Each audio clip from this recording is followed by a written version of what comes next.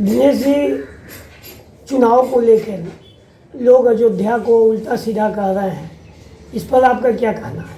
हाँ, social site पर देखने को मिल रहा है कि जैसे फेसबुक पर, व्हाट्सएप पर या कहीं भी लोग जो है अयोध्या के नगरवासियों को उल्टा सीधा कह रहे हैं, उनको भला बुरा कह रहे हैं और वो कह रहे हैं कि अयोध्या वासियों ने भगवान श्री राम को वोट नहीं दिया। सच बात कहिए तो लोगों के समझने का फेर है। आपको बता दें कि किसी भी पार्टी का व्यक्ति हो, वो अयोध्या में यही प्रचार कर रहा था कि भगवान श्री राम को वोट दो, भगवान श्री राम का वोट दो।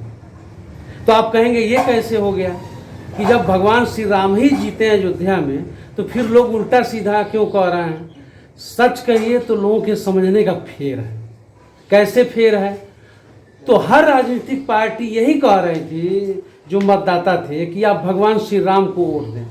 अब जरा गौर फरमाइए कि वहाँ भगवान कैसे जीते हैं। तो जब भी कोई कह रहा था कि भगवान श्री राम को वोट दो, उन्हें जिताना है, तो सबके जेहन में, अयोध्या के लोगों के दिमाग में एक ही चीज़ घूम रहा था कि जो आदमी वहाँ खड़ा था उसका नाम था अवधेश, और अवधेश का जब संधिविच्छेद करिएगा तो अवध धन ईश, अवध, अयोध्या को अवध भी कहा जाता है, और ईश माने ईश्वर। माने आप लोग अवध के ईश को वोट दीजिए, भगवान श्री राम को वोट दीजिए। तो लोग यही समझ रहे थे कि जो अयोध्या के ईश्वर हैं उन्हीं को वोट देना है।